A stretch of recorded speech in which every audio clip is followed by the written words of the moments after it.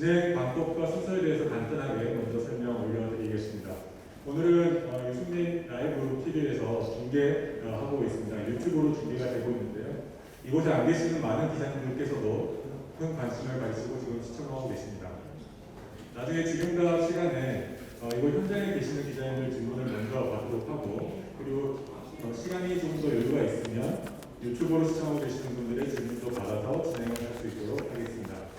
먼저 우리 유승민 예비 후보의 인사 말씀 청해 듣고 기자님들의 질문 그리고 응답 시간을 이어가도록 하겠습니다. 그러면 유승민 예비 후보의 인사 말씀 듣겠습니다.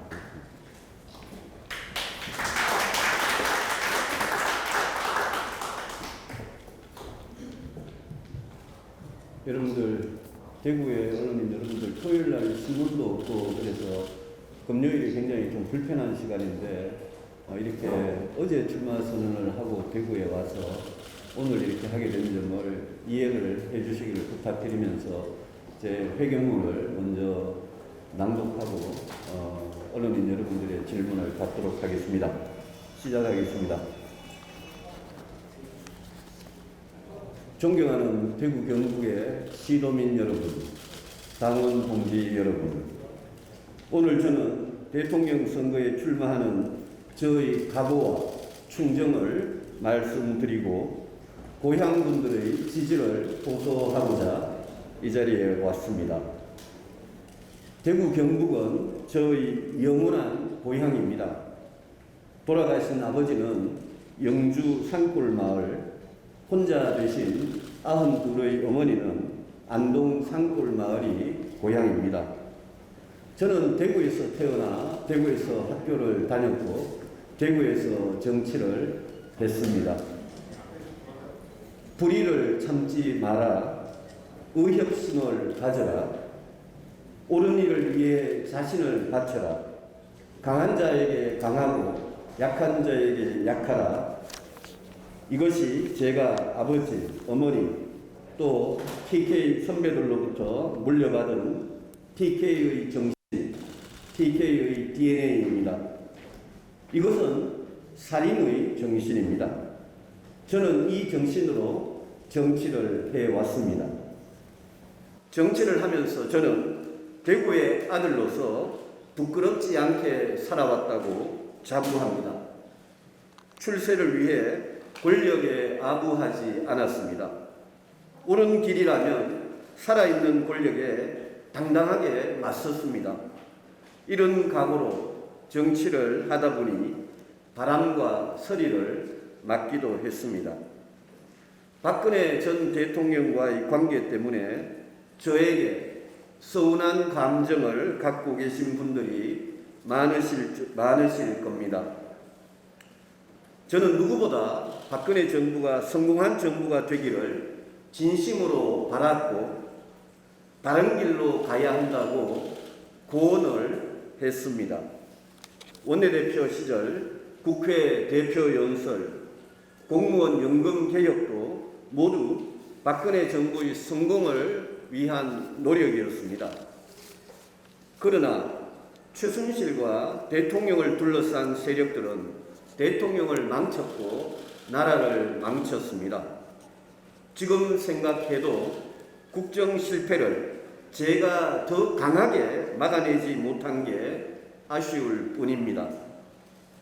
탄핵 이후 보수 정치는 지난 5년간 국민의 신뢰를 잃고 선거마다 패배했습니다. 보수 정치가 이런 위기를 맞이한 데 대해 저는 책임을 느끼고 매우 송구스럽고 안타깝게 생각합니다. 이제 대통령 선거를 앞두고 보수는 뭉치고 스스로 변화와 혁신을 시작했습니다. 보수당 역사상 처음으로 많은 청년들이 마음을 열고 있습니다. 이번에 이 청년들의 마음을 얻지 못하면 정권 교체 어렵습니다. 우리가 잘못해서 내주고 만 정권을 우리가 잘해서 되찾아와야 합니다. 이번 대선은 정말 어려운 선거가 될 것입니다. 어느 쪽이 이겨도 1%의 박빙 승부가 될 것입니다.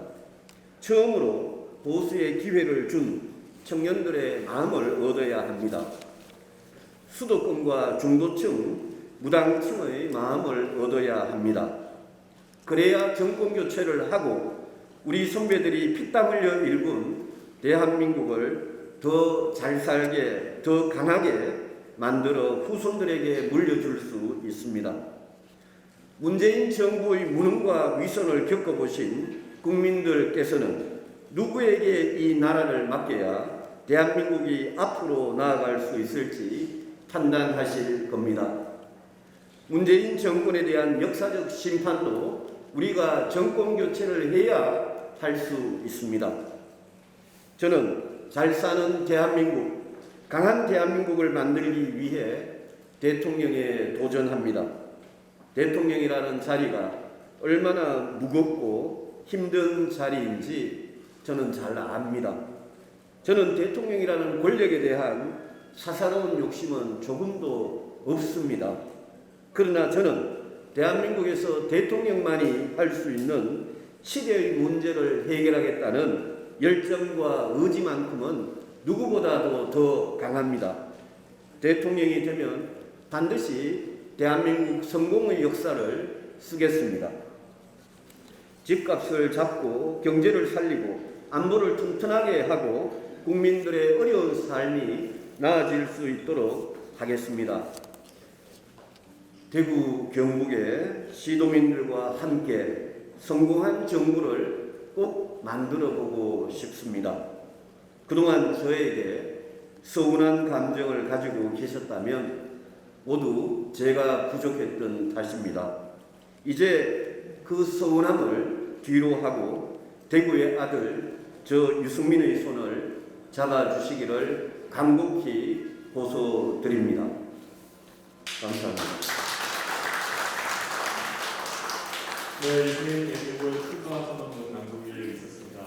질문 있으신 기자님께서는 그 자리에서 손을 들어주시면 저희가 마이크를 전달드리도록 하겠습니다. 브레이크뉴스 이상희 기자입니다. 두 가지 질문을 좀 드릴게요. 저는 오시면서 보셨을 겁니다만 아직도 저런 분위기가 있다는 것을 좀 느끼셨을 거고, 또 이 질문은 홍준표 의원이 이런 말씀을 하셨더라고요. 윤석열 전 총장, 그러니까 박근혜 전 대통령을 수사하고 구속까지 시킨 윤석열에게는 지지를 하는 TK, 이런 표현들을 하시면서 하셨어요. 그런 발언을 봤는데, 그러니까 한번 좀 여쭤보겠습니다. 이 발언과 관련해서 누구보다도 이 부분에 대해서 좀 하실 말씀이 좀 있으실 것 같아요. 윤석열에 지지하는데 탄핵에 동참했다고 유승민에게는 아직도 배신자 프레임을 씌우고 있는 대구 경북 정치, 이 부분에 대해서 좀 하실 말씀이 좀 있으실 것 같은데 오늘 오신 김에 좀 이 말씀 좀 부탁드리고, 또 하나는 당내 윤희숙 의원이 의원직 사퇴 카드를 꺼냈습니다만 어떻습니까? 저기 차기 대통령 윤희숙 의원 같은 경우는 도덕성을 굉장히 이번에 사퇴를 하면서 도덕성을 강조를 했더라고요. 대통령의 경우도 차기 대통령 어떤 덕목을 가져야 되는지, 차기 대통령의 어떤 시대 정신은 무엇인지 의원님이 생각하시는 게 있으면 좀 말씀해 주시면 고맙겠습니다. 예, 이 기자님 고맙습니다. 홍준표 후보께서 윤석열 후보에 대해서 하신 말씀 부분은 그거는 이제 홍준표 후보의 생각이고, 저는 이 모든 부분에 대해서 우리 국민의힘 경선이 8월 말에 등록을 하고 9월, 10월 두 달 약간 남짓한 기간 동안 정말 굉장히 치열한 그런 경쟁과 검증이 일어날 거라고 생각을 합니다. 지금 현재의 지지도는 저는 크게 의미가 없다고 생각을 합니다. 왜냐하면 나중에 2차 컷오프까지 하고 4명의 후보가 남아있을 때 그때쯤이 되면 정치를 시작한 지 얼마 안 되는 정치 신인들에 대한 그분들의 대통령으로서의 자질, 도덕성에 대한 검증이 어느 정도 될 거기 때문에 저는 국민들께서 저와 홍준표 후보 같이 정치를 오래 해온 사람, 또 새로 정치를 하신 분들 다 포함해서 이제 그 정확한 실체를 알아가기 시작할 거라고 생각을 합니다.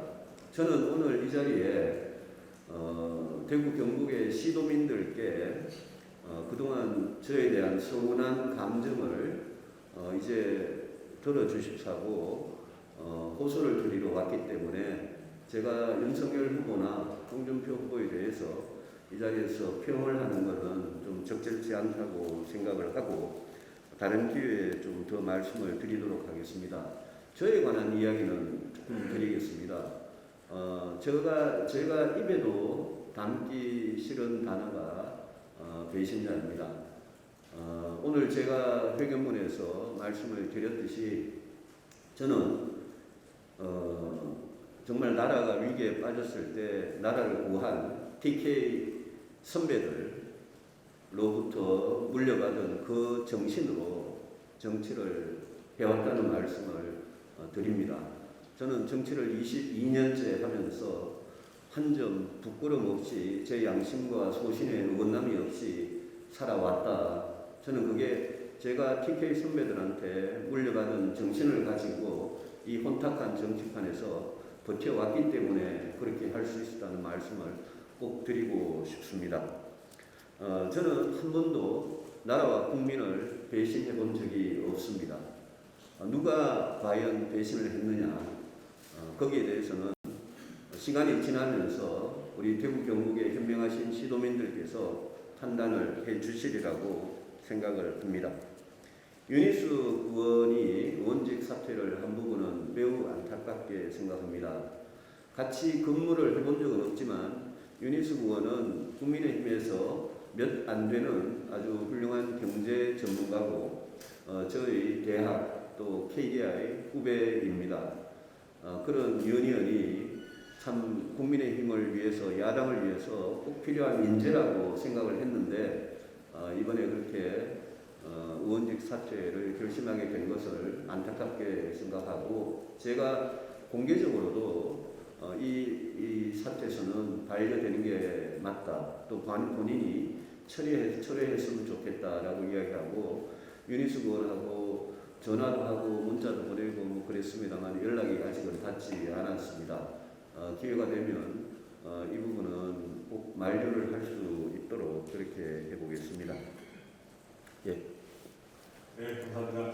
여기 진행 관련해서 한마디만 좀 양해 말씀 부탁드리겠습니다. 지금 상당히 많은 관심이 집중되어 있고 질문이 많이 있으실 걸로 알고 있습니다. 이 자리에 계신 분들께서는 가급적 질문 하나씩 해주시고요. 시간이 나오면 다시 한번 질문 드릴 수 있는 기회를 드리도록 하겠습니다. 질문 있으신 분, 손들어 주시면 말씀드리겠습니다. 매일 신문 김문우 기자님. 네. 어제 출마 선언에서 이제 그 경제 대통령제를 강조하시면서 달콤한 사탕 발린 약속은 하지 않겠다 이렇게 밝히셨는데요. 사실 지금 여야 대권주자들 중에 상당히 좀 적극적인 그런 복지 대책을 내놓으신 분들이 많습니다. 이런 공약들에 대해서 후보님의 생각이 어떠신지 밝혀주시면 감사하겠습니다. 제가 그 새누리당 원내대표 시절에 국회 대표연설을 하면서 그게 청와대하고 상당히 의도치 않게 갈등을 빚게 된 계기가 됐는데 그 중에 내용 중에 하나가 중부단 중복지라는 겁니다.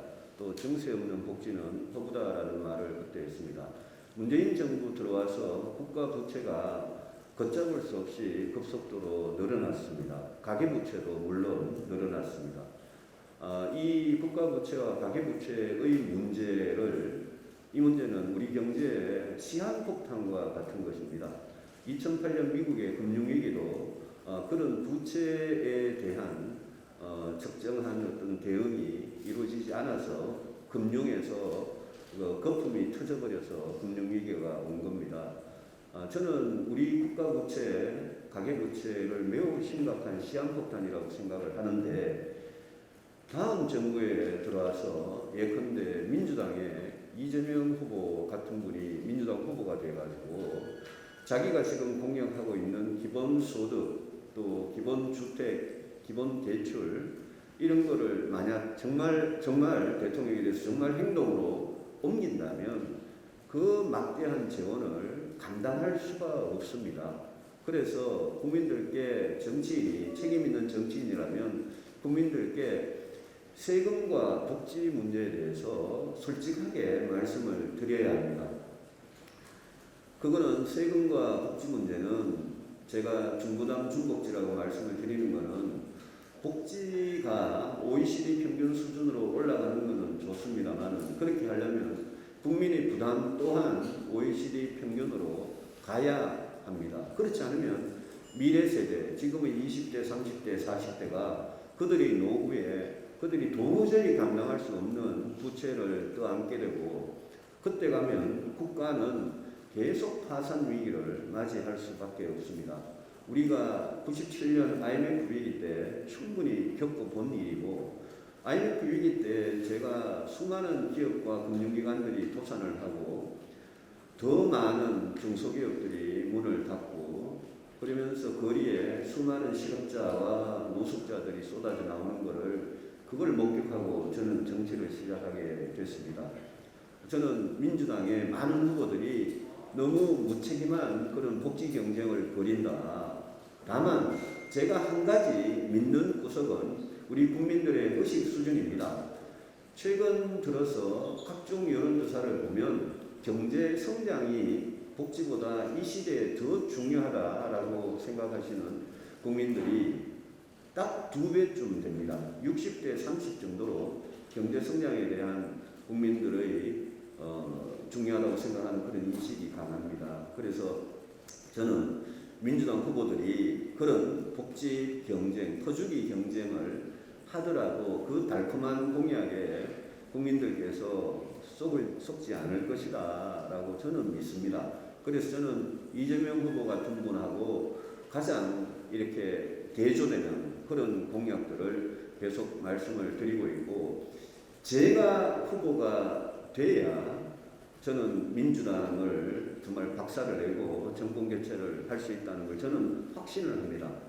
왜냐하면 민주당 후보들 중에 본선에 국민의힘 후보가 누가 올라오느냐를 두고 자기들끼리 여러 가지 생각을 하고 있는데 그 사람들이 가장 두려워하는 후보는 접니다.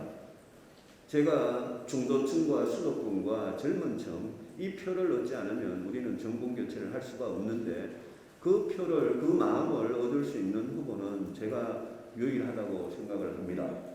국민의힘에 많은 좋은 후보들이 계시지만 그분들이 국민들 눈에 특히 중도층이나 젊은 층의 눈에 너무 오른쪽에 치우쳐 계신 거 아니냐 이런 생각을 많이 하고 있습니다.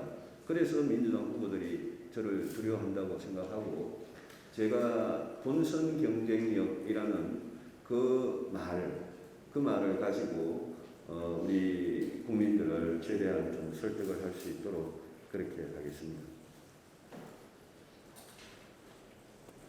네, 뉴스미 천홍계 의원님. 네, 출마 선언문에서 TK의 3정신 이야기를 하셨습니다. 그런데 여당의 이재명 지사도 TK의 3인 정신을 자기가 본받았다라고 말씀을 하셨습니다. 유승민 후보님과 이재명 지사의 TK 3인 정신이 다른 게 무엇인지 이재명 지사와 좀 비교해서 설명을 해주시면 좋을 것 같습니다. 글쎄요, 제가 이재명 후보에 대해서 오늘 그렇게 비판을 강하게 할 그런 날은 아니라고 생각합니다만 TK 영남 살인의 정신을 이어받은 분이 여러 가지 언행을 그렇게 한다는 것은 제가 도저히 좀 이해가 안 됩니다. 겉으로 하는 말은 저와 이재명 후보가 닮은 구석이 좀 있습니다. 방금 말씀하신 영남 살인의 이야기도 경북 북부가 고향인 저나 이재명 후보가 같이 그렇게 하는 모양이고요. 이재명 후보 뭐 그런 말을 했다는 걸 제가 직접 확인한 적은 없습니다만 또 공정한 성장을 하겠다라고 제가 이야기했더니 이재명 후보도 공정성장이라는 화두를 들고 나왔습니다. 근데 방금 복지에 대해서 이야기할 때 말씀을 드렸습니다만 사실 이재명 후보가 하겠다는 정책 공약들과 제가 대통령이 되면 하겠다는 것은 그 내용을 보면 상당히 극과 극입니다. 그런데 이렇게 슬로건으로 내세우는 게 저는 공정한 성장, 이재명 후보는 한자를 뺀 공정성장이라고 그러고 또 영남 차림에 관한 이야기도 저는 기회가 있을 때마다 해왔습니다만은 이재명 후보가 경북 안동 그 예안이 고향이신 이재명 후보도 그런 말씀을 하는 것 같습니다. 결국 그런 문제는 저는 우리 대구 경북의 시도민들께서 무엇이 살림의 정신이냐에 대해서 잘 알고 계시고 판단을 하실 문제라고 생각하고 그 정도로만 답변을 드리겠습니다. 네, 감사합니다. 또 다른 질문 있으신 분 손 들어주시면 마이크 전달해드리도록 하겠습니다.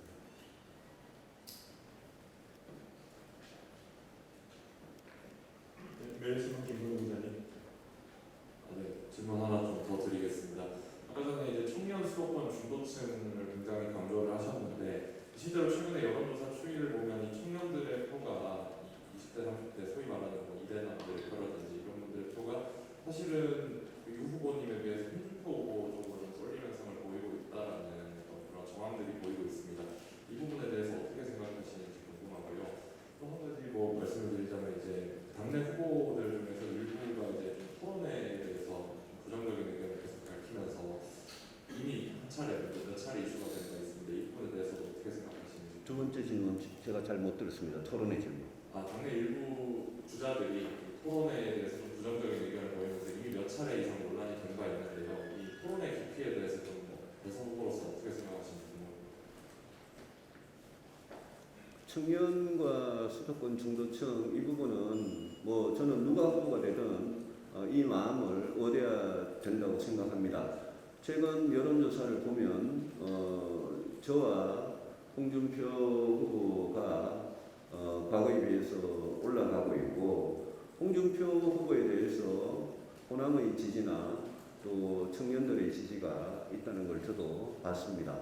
저도 굉장히 신기하게 생각하는데 그게 홍준표 후보의 아주 이 발언이나 이런 영향이 있는지 그거는 뭐 저도 잘 모르겠습니다. 다만 계속 이렇게 이 토론과 검증을 하다 보면 저는 결국 저한테 올 거라고 생각을 합니다. 제가 홍준표 후보가 윤석열 후보를 잡고 유승민이 홍준표 후보를 잡겠다. 그게 아마 이 앞으로 2달 보름 정도의 드라마가 될 거다라고 제가 이야기를 했는데 저는 그렇게 반드시 할 자신이 있다는 말씀을 드립니다. 토론회를 기피하는 거는 그거는 뭐 저는 정치 신인들이니까 될 수 있으면 그 신상 효과를 누리고 신비주의 베일에 그걸 계속 이렇게 이용을 하겠다 정도로밖에 보이지가 않습니다. 그렇지만 토론이라는 게 이게 무슨 기술을 경연하는 그런 대회가 아니고 대통령이 되고자 하는 사람이면 국민들께 자신이 대통령이 되면 이 나라를 어느 방향으로 끌고 가고 어떤 세상을 만들 것인지에 대해서 분명히 얘기를 해야 되고 어떤 세상을 만들 그 수단이 바로 정책입니다. 우리가 부동산 정책이나 일자리 정책 때문에 온 국민이 지금 좌절하고 스트레스를 받고 있는 거 지금 생생하게 겪고 있지 않습니까? 그래서 대통령 후보라면 당연히 자기가 부동산 문제, 일자리 문제, 경제 성장 문제, 복지, 교육, 노동의 문제, 대북 정책 이런 여러 가지 국가 중요한 현안들에 대해서 자기 생각을 좀 분명히 밝혀야 되고 토론이라는 것은 서로 묻고 답하는 과정이기 때문에 그 과정을 통해서 국민들께서 저 사람이 진짜 속마음이 어떤 생각을 갖고 있구나 라는 것을 알게 되지 않겠습니까? 그래서 토론회를 기피한다는 것은 후보로서의 최소한의 좀 기본이 안 됐다라고 생각하고 다만 저도 같이 뛰는 선수 후보이기 때문에 당 지도부가 뭐 정하는 대로 따라갈 수밖에 없다라는 정도로 말씀드리겠습니다. 네, 감사합니다. 이어서 질문 받도록 하겠습니다. 네, 유시스 정창호 기자님, 네, 먼저 질문 받도록 하겠습니다. 네, 뉴시스 정성호. 최근 그 아프가니스탄에서 미국이 좀 준비되지 않는 철군을 하는 그 과정에서 한미 동맹의 가치에 대한 배제 시각이 지금 대두됐습니다. 한미 동맹에 대한 후보의 생각을 말씀해 주시고요. 더불어 북한이 핵무기를 포기하지 않고 있는 상황에서 또 남쪽 우리 대한민국 일각에서는 우리도 핵무장을 해야 된다는 그런 여론도 어느 정도 조성되고 있다고 생각합니다. 여기에 대한 생각을 말씀해 주시기 바랍니다. 아프간 사태를 보면 준비되지 않은 철수라고 말씀하셨는데 지금 매일매일 아프간에서 벌어지고 있는 참상과 혼란을 보고 있습니다. 월남 패망 때를 떠올리게 하고 동맹이라는 것도 이 어느 한쪽이 자신의 국가 이익을 위해서 결정을 내릴 때 그럴 때 얼마나 그 동맹이 또 쉽게 무너질 수 있느냐라는 것도 우리가 여실히 봤다고 생각합니다. 미국과 아프간이 우리 한미 동맹과 같은 그런 동맹의 관계는 아닙니다. 그렇지만 미국이 아프간에 주둔하면서 아프간을 책임지겠다고 국제사회에 공언을 해두고 지금 거기에 완전히 철수하는 그런 결정을 내리면서 빚어진 참극이기 때문에 저는 우리 국민들께서도 아프간 사태를 보면서 느낀 점이 굉장히 많으실 거다라고 생각을 합니다. 한미 동맹과 뭐 더 넓게 이야기해서 안보 문제에 대해서는 저는 어느 후보보다도 일관성 있게 오랫동안 일관성 있는 입장을 유지해 왔습니다.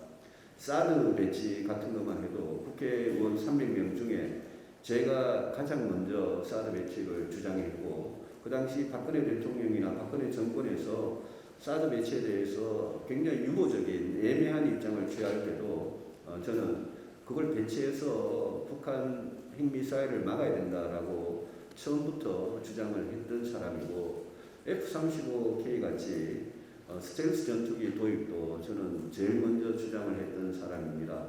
그런 부분에서 저는 우리가 우리 힘으로 우리 자신을 지킬 수 있는 자주국방력 중국이든 일본이든 러시아든 대한민국은 잘못 건드리면 큰 코 다친다라는 두려움을 갖도록 만드는 그걸 거부적인 방위력이라고 합니다만 그런 자주국방력을 건설해야 되는 게 기초고 거기에 더해서 튼튼한 한미동맹이 반드시 필요하다.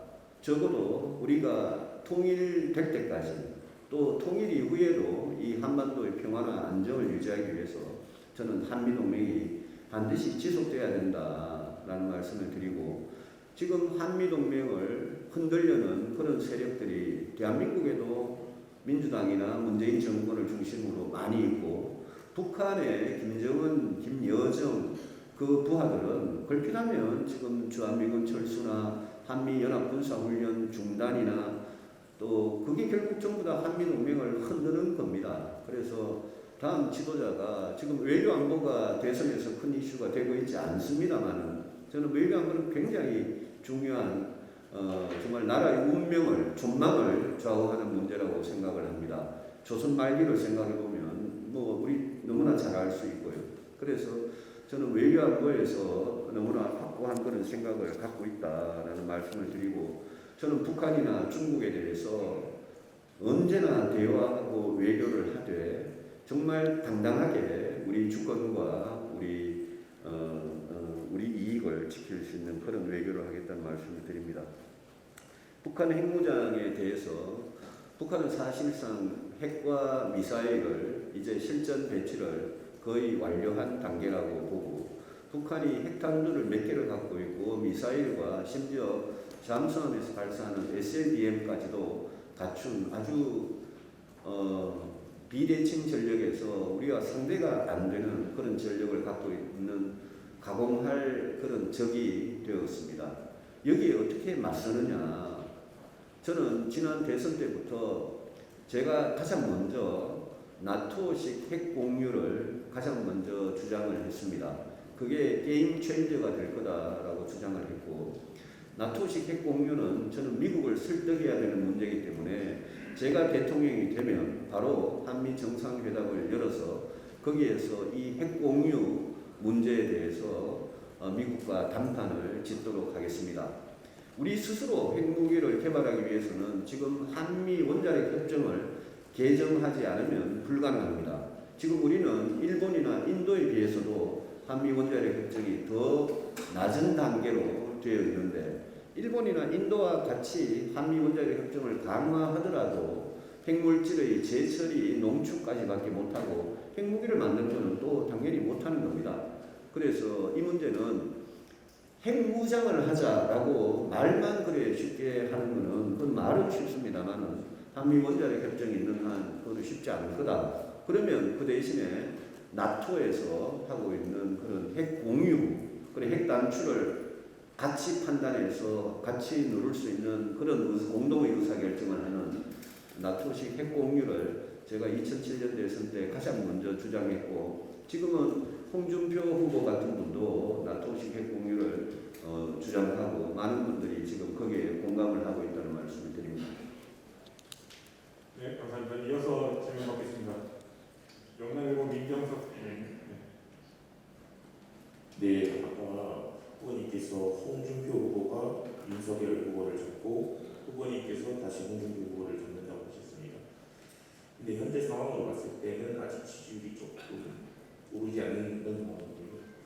그럼 그 시기를 언제쯤으로 보고 계십니까? 저는 10월이라고 봅니다. 10월에 가면 국민들과 당원들께서 이 누구를 국민의힘 야당 단일 후보로 뽑을까에 대해서 정말 진지하게 고민을 하실 거라고 봅니다. 그리고 그때 되면 지금의 12분의 후보가 상당히 압축이 이제 될 거라고 봅니다. 그래서 4명으로 압축이 되고 나면 그 4명을 비교하면서 또 그때 되면 중요한 변수가 10월 10일 날 민주당 후보가 결정이 됩니다. 10월 10일 날 민주당 후보가 결정되고 우리 후보를 선출하는 그 한 달의 기간, 그게 저는 가장 중요한 타이밍이라고 봅니다. 지지도에 대해서 많은 분들이 말씀을 하시는데 여야 후보를 다 한 바구니에 넣어서 하는 지지도는 아무 의미가 없습니다. 그거는 그런 선거는 현실에서 없습니다. 여당, 야당이 각자 자기 후보를 뽑는 거고 그게 경선이고, 본선은 각자 뽑힌 후보가 1대1로 대응하는 거기 때문에 그거는 뭐 지금 여야 후보를 전부 다 한 바구니에 넣어서 쭉 이렇게 하는 소위 말하는 경마식 조사라는 거는 저는 그 지지도는 아무 의미가 없다고 생각하고, 지금 우리한테 의미가 있는 지지도는 야권 후보들을 경쟁시킨 지지도입니다. 거기에 윤석열 후보가 앞서 있고 홍준표 저 이렇게 따라가고 있습니다.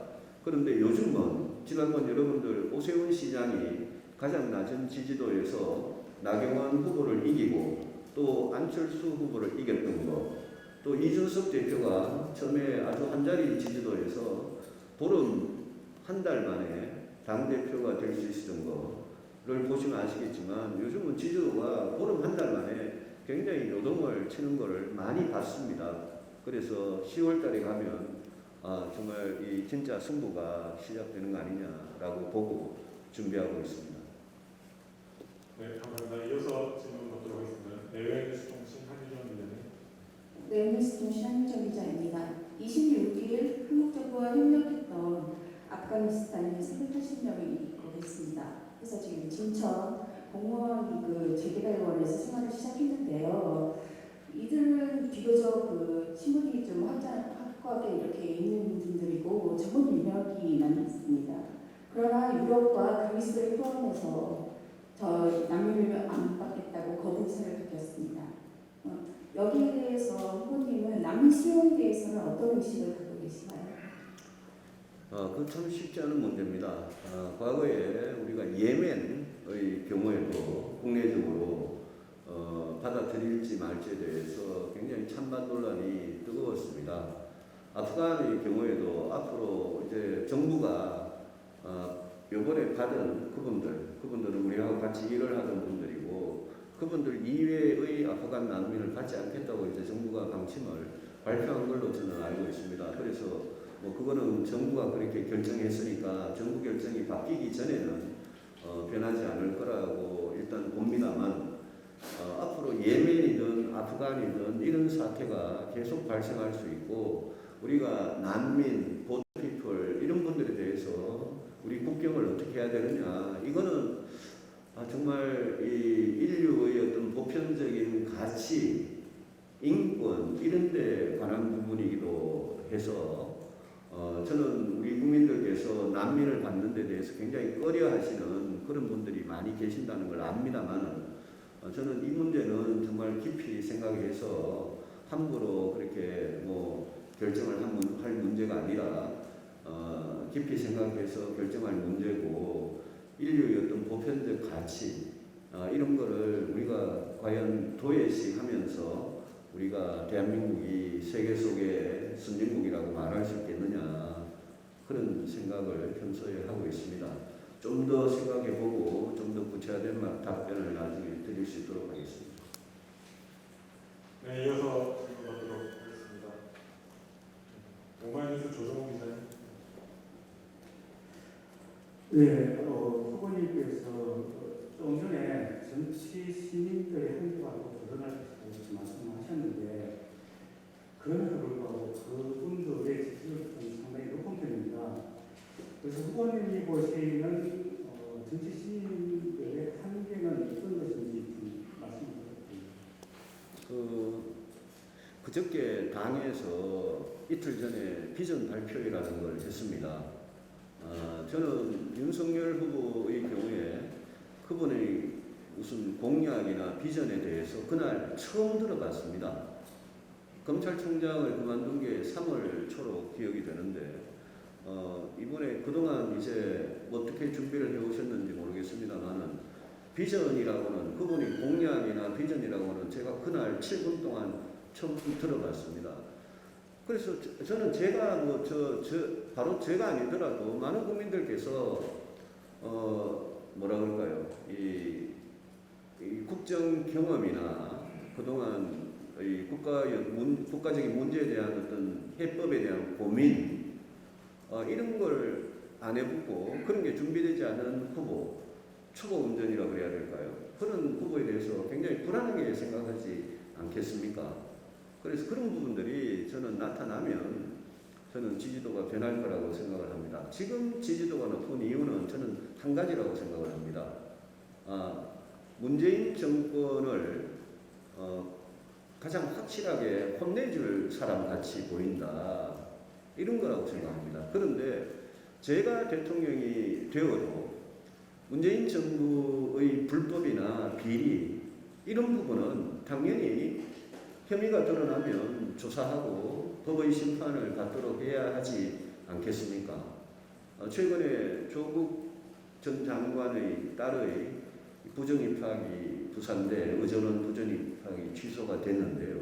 그 이외에도 울산시장 부정선거 사건이나 라임 옵티머스 사건이나 월성 1호기 경제성 조작 사건이나 그런 거는 제가 대통령이 돼도 당연히 그 사법부가 또 준사법기관인 검찰이 그거를 제대로 수사하고 문재인 정권에서 수사가 제대로 안 됐다면 당연히 제대로 재수사를 하고 법의 심판을 받도록 해야 되는 거 아니겠습니까? 다만 제가 대통령이 되면 그런 거는 검찰과 법원에 완전히 그냥 맡겨둘 생각입니다.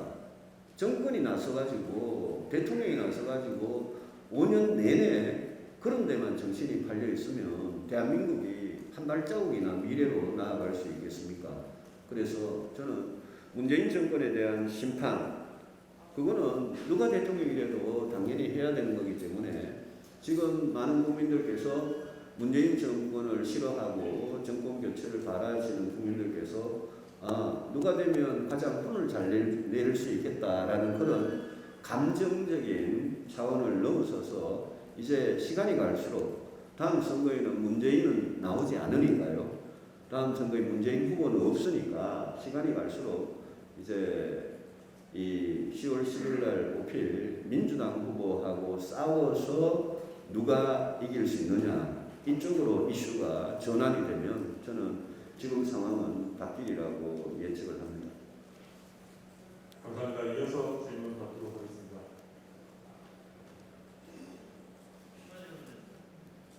추가 질문을 드리겠습니다. 네. 얼마 전에 김재원 의원의 이제 독특한 발언이 좀 있으셨죠. 거기에 대해서 뭐 책임도 물으시는 발언을 하신 걸로 알고 있습니다만 어떻게 보면 그 라디오 방송에서 나와서 하셨던 그 발언이 사실은 뭐 틀리지 않은 말이다. 저희들끼리 이해를 합니다만 그럼에도 불구하고 그 발언의 문제가 무엇이었는지를 한번 짚어주셨으면 좋겠고요. 김재훈은 어떤 발언 말입니까? 김재원 의원의 홍준표 의원 발언 말씀드린 겁니다. 예. 또 하나는 따님 유남 씨죠. 이번 대선에도 어떻게 도와주시면 어떻게 됩니까? 김재원 의원의 그 발언에 대해서는 그 발언뿐만 아니라 그 김재원 의원이 유튜브든 라디오든 아니면 최고위원 회의 석상에서 그동안 이야기하는 걸 종합적으로 판단을 해보면 이분은 최고위원 당 지도부로서 공정하게 경선을 이끌어갈 분이 아니고 윤석열 후보 캠프의 대변인 아니냐는 생각을 저는 많이 했습니다. 왜 그런 식으로 하면 이 경선을 과연 공정하게 만들어갈 수 있겠느냐 이런 생각을 굉장히 많이 했고 역선택 방지 조항 같은 것도 김재원 의원이 제일 최고위원회에서 그 방지 조항을 넣자고 주장하는 걸로 알고 있습니다. 지금 경선준비위원회가 역선택 방지 조항을 넣지 않기로 결정을 했고 최고위원회가 의결을 했는데 그렇게 다 끝난 상황을 지금 와서 계속 흔들고 있습니다. 그래서 제가 그동안 참고 지켜보고 저는 또 이준석 대표와 과거의 사적으로 가까웠던 인연 때문에 제가 뭐라고 하면 괜한 편기 분파를 일으킬까봐 말을 안 하다가 최근에 그 도가 너무 심해서 제가 지난 며칠 전에 기자회견에서 윤석열 후보의 사과를 요구를 했고 또 김재원 최고위원 같은 경우에 입을 닫든지 최고위원을 그만두든지 하라고 했습니다. 경고를 했습니다. 그런 점에 대해서는 저는 당의 경선이 공정하게 갈 수 있도록 앞으로도 할 말을 다 할 것이고 저와 이준석 대표와의 관계 때문에 의심을 받거나 이런 일은 추호도 있을 수 없고 그런 일이 없도록 제가 공사구분을 확실하게 하겠다는 말씀을 드립니다. 딸이 제 대해서는 돕는 거는 뭐 본인이 원하면 당연히 도울 거라고 생각을 합니다. 어떤 가능성? 도와주려고 그럽니다. 오히려 제가 이렇게 아직은 좀 이렇게 그렇게 이용을 한다 그럴까요? 별로 아직은 그냥 공부나 하라고 그러고 있는 중입니다. 네, 감사합니다. 이어서 질문 받도록 하겠습니다. TBS 권중범 기자님. 네, TBC 권준호 기자입니다. 후보님들께서 고향에 오실 때마다 항상 시도민들이 섭섭해하고 또 서운해하신다 이런 말씀을 하시는데요. 박근혜 대통령 탄핵 당시에 바른정당으로 나가셨지 않습니까? 창당을 안 하고 당을 좀 추스르는 데 힘을 쓰셨다면 좀 어떠셨겠나 이런 생각이 듭니다. 이 지지율이 점점 안 오르는 상황에서 후회하는 건 어떠신지. 그 부분은 지나고 나서 보면 안타까운 부분이 굉장히 많습니다. 왜냐하면 당시에 2016년 12월 9일이었던가요? 국회가 탄핵 의결을 하고 당이 완전히 정말 풍지박산이 난 상태였습니다. 저는 어떻게든 당에 남아서 개혁을 하고 싶었습니다. 당시 당대표, 원내대표 제가 누구라고 말씀 안 드려도 다 아시는 분들인데 저는 당 지도부를 빨리 교체를 하고, 뭐 제가 당 지도부가 되겠다는 건 전혀 아니었고요. 당 지도부를 빨리 교체를 하고 우리가 국민이 원하는 그런 혁신을 하자고 제가 내부에서 여러 번 목소리를 냈습니다. 그 당시에 원내대표 선거를 했는데 원내대표 선거에서도 개혁을 주장하는 목소리들이 아주 아깝게 패배를 하고 그 이후에 당대표가 물러나는 과정, 이런 과정들에서 아주 정말 국민들 보기에 낯뜨거운 그런 일들이 많았습니다. 우리가 공천을 하고 우리 손으로 뽑은 대통령이 그렇게 탄핵을 당했음에도 불구하고 당의 절반 이상 되는 다수 세력이 변화와 혁신을 거부했습니다. 그거는 그때 분명한 사실이었습니다. 그래서 많은 분들이 저보다 앞서서 탈당을 해가지고 제가 나오기를 기다렸던 상태였습니다만 제가 끝까지 남아서 해보려고 저 탈당을 한 것도 제가 이제 마지막이었습니다만 끝까지 남아서 당의 개혁을 해보려고 했는데 도저히 그때 저의 그런 개혁 요구가 받아들여지지 않고 대선을 치러야 하는 그런 상황이 되어버렸습니다. 지금은 시간이 많이 지나서 사람들 기억이 가물가물할지 몰라도 2016년 10월, 11월, 12월, 2017년 초반 이때 당이 얼마나 큰 소용돌이에 휘말리고 변화를 거부하는 세력들이 얼마나 그때 그랬는지, 당을 이렇게 자기들이 기득권을 놓지 않으려고 했는지는 기록에 다 남아 있습니다. 권 기자님 말씀의 뜻을 잘 알겠습니다. 그래서 제가 오늘 보수 정치가 이렇게 무너진 데 대해서 지난 4년간 전국 선거를 계속 패배한 데 대해서 저도 큰 책임을 느끼고 매우 안타깝게 생각하고 송구스럽다는 말씀을 그래서 제가 드렸습니다. 네, 감사합니다. 이어서 질문 받도록 하겠습니다. 연합뉴스 TV 박현웅 기자님. 예, 대표님 안녕하십니까. 연합뉴스 박현웅입니다. 앞서 오세훈 시장과 이준석 대표 말씀을 자주 하시는데요. 저도 시대 과정에서 그분들 역전 드라마 쓰신 것도 굉장히 감명 깊게 보긴 했는데 이분들의 공통점이나 가장 큰 장점을 생각해 봤을 때 그 두 분 다 큰 인지도가 있었던 공통점이 있었더라고요. 대표님께서는 그 사례처럼 이렇게 역전극을 쓸 수 있다고 말씀을 하시는데, 근데 그 대표님께서 이 정치부 기자들과 여의도에서 이기전적인 인물이시긴 하지만 제가 어제 30대인데 어제 친구들한테 물어봤는데 최재형, 윤석열 이름은 나오는데 그들 입에서 유승민이라는 이름은 쉽게 나오지는 않더라고요. 그러니까 이렇게 아직까지는 인지도가 낮으신 편인데 이를 토론회 과정에서 자연스럽게 높아질 것이다 이런 언론적인 답변 말고 작은 노력, 인지도를 높이기 위한 작은 노력이 어떤 게 있으신지, 그리고 또 의원님께도 박근혜 전 대통령께도 의미가 큰 대구에 오셨습니다. 대구에 오셨으니까 지금 옥중에 계시고 또 최근 건강이 안 좋다는 보도도 있었는데 박근혜 전 대통령께 하고 싶은 말 있으면 한 말씀 부탁드립니다.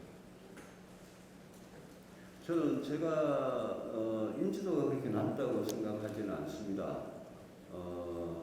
특히 아까 최재형 후보까지 저보다 인지도가 더 높은 걸로 말씀하시는데 그거는 저는 전혀 그렇지 않을 거다라는 말씀을 드리고 제 생각하고 조금 다른 것 같아서 조금 당혹스럽습니다만은 제가 지난 대선에 출마를 했었고 또 이번에 이제 제가 대선 출마 공식 선언이 좀 늦긴 했습니다만은 제가 출마를 했다는 사실을 저를 모르는 게 아니라 제가 대선에 출마하는 사실을 오히려 모르는 분이 있다 그러면 그거는 제가 이해가 좀 됩니다만 제 이름 석자를 모르는 그런 사람들이 많을 거다. 그 점에 대해서는 제가 조금 동의하기 힘들다는 말씀을 드리고요.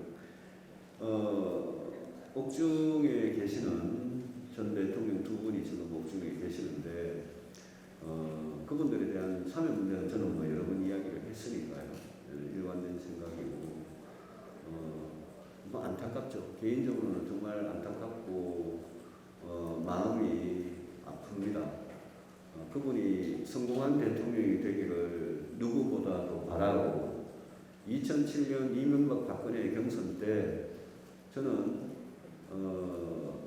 많은 사람들이 이명박 후보가 될 거라고 생각하고 그쪽에 줄을 서도 저는 제가 박근혜 대통령을 끝까지 그때 중심으로 정말 도와드렸고 그 이후에도 정말 잘 되기를 바랐습니다.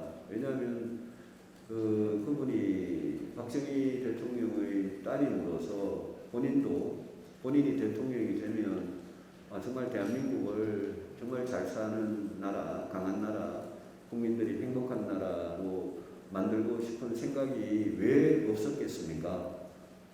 그런데 결과적으로 국정 실패가 국민들로부터 완전히 이 국민의 신뢰를 완전히 잃고 지지도가 한 자리 숫자로 추락하는 상태까지 가지 않았습니까? 그래서 그런 점에 대해서 제가 오늘 회견문에도 말씀을 드렸습니다만은 저는 박근혜 대통령이 임명한 자리는 2005년에 딱 10개월 비서실장을 한 거 이외에는 저는 없었습니다. 그런데 그 이후에 저는 박근혜 대통령으로부터 어떤 자리도 제가 임명직을 해본 적은 없습니다.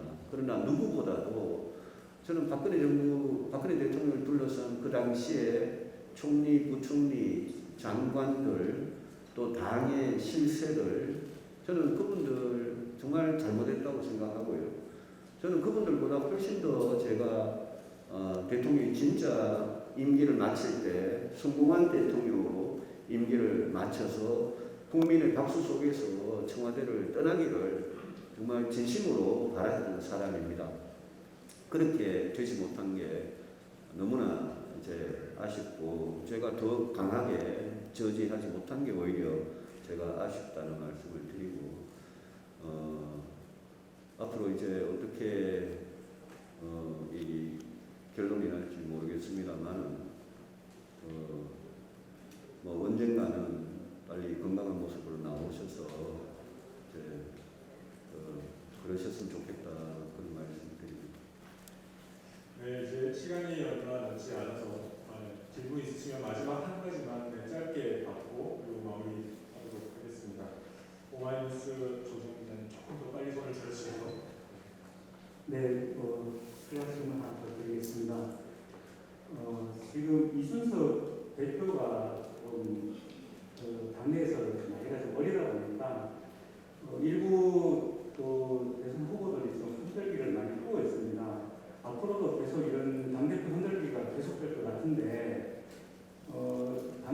이런 일이 계속된다면 후보님께서는 앞으로 어떤 식으로 대처를 하실지 궁금합니다. 무슨 목적을 가지고 이준석 대표를 흔드는 사람들이 분명히 있습니다. 사퇴를 하고 유승민 캠프를 가라, 탄핵을 할 수도 있다, 비대위로 갈 수도 있다 이런 식으로 자꾸 흔드는데 그분들이 명심해야 될 게 하나 있습니다. 우리 후보가 누가 되더라도 이준석 대표 체제가 지금 이 단계에서 무너져 버리고 다시 만약 비상대책위원회 체제로 우리가 간다면 저는 대통령 선거 그거는 필패라고 봅니다. 그래서 제가 공개적으로 이준석 대표 본인한테도 제가 따로 사적으로 전화를 하거나 만나질 않으니까 제가 공개적으로 이준석 대표한테 제발 말을 줄이고 SNS 줄이고 말을 한마디를 해도 신중하게 하고 당대표답게 하고 한쪽으로 당대표를 험담하고 공격하는 이런 거는 한쪽으로 듣고 한쪽으로 흘리고 좀 무겁게 가라 그 자리를 제가 그런 말씀을 공개적으로 몇 번을 했습니다. 본인도 상당히 위기를 느꼈는지 최근에 사과한 거는 저는 정말 잘했다고 생각하고 본인이 이 위기를 겪으면서 아마 느낀 게 상당히 있을 겁니다. 저는 이준석 대표 체제, 이 36세의 젊은 보수당 대표 이 체제가 내년 3월 9일까지 절대 흔들리면 안 된다는 생각을 분명히 갖고 있고 자기들 목적을 위해서 이준석 대표 체제를 흔드는 사람들, 그 사람들은 제가 계속 강하게 경고를 하고 좌시하지 않겠다는 말씀을 드립니다. 뭐 또 질문이 있으면 하나만 더 받으시죠. 열심히 안 해 끝내시죠. 혹시 이 질문만 꼭 해야겠다는 분 계시면 네, 손 들어주시면 감사드리겠습니다. 네, 하나님. 네, 최근 호남의 18세에서 20대 남성들의 지지율이 민주당이 28.6%, 국민의당이 40%. 네, 11.5% 차이로 앞서 나가고 있다고 나왔습니다. 이거에 순정이 이준석 당대표의 효과라고 생각하시는지, 혹은 다른 정당 시절부터 청년 인재 발굴이라든지 토론회라든지 여러 정책으로 인해서 그 시스템을 구축한 결과물이 슬슬 나타나고 있다고 보시는지요? 그 젊은 정치인이 하루아침에 그렇게 나타나지 않습니다. 여러분들 과거 보수당이든 아니면 민주당이든 야당이든 여당이든 보시면요, 전부 다 이게 젊은 사람들을 그냥 들러리 세워가지고 무슨 대학생과의 토크쇼, 무슨 행사 이러면서 사진 찍고 이랬지, 그 젊은 분들한테 진짜 정치에 참여해가지고 정치를 할 수 있는 기회를 우리가 별로 드리지를 못했습니다. 그런데 죄송합니다.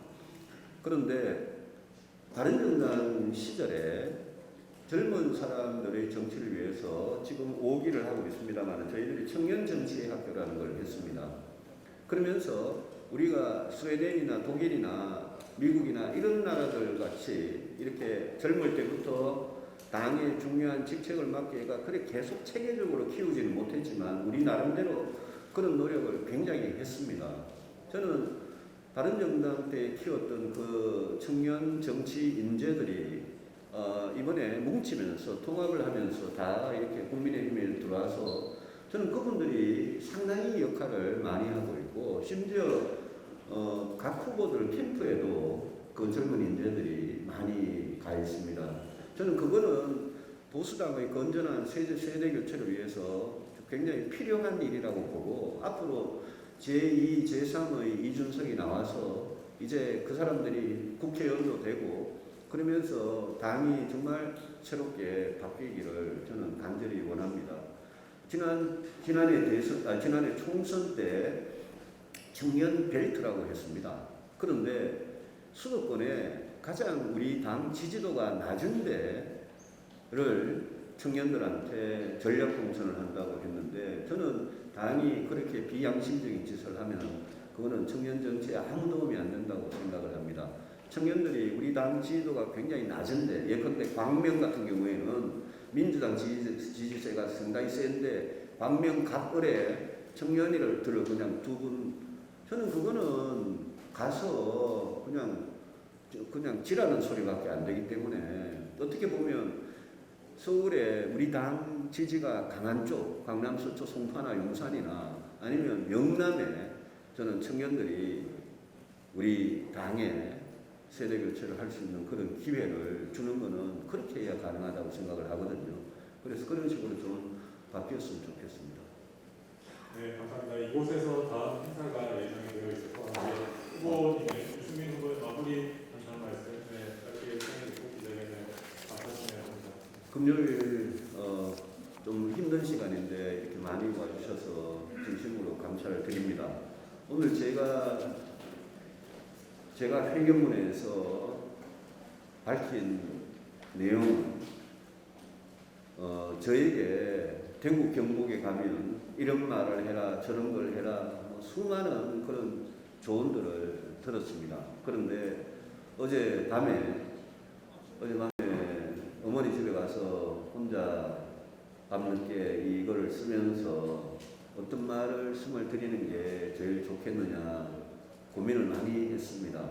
저는 제 마음을 그냥 있는 그대로 우리 대구 경북의 시도민들께 말씀을 드리는 게 그게 제일 맞다는 생각에 이렇게 말씀을 드리고, 오늘 드린 말씀에 대한 우리 시도민들의 평가, 저에 대한 평가, 이거는 저는 시도민들께 맡기도록 하겠습니다.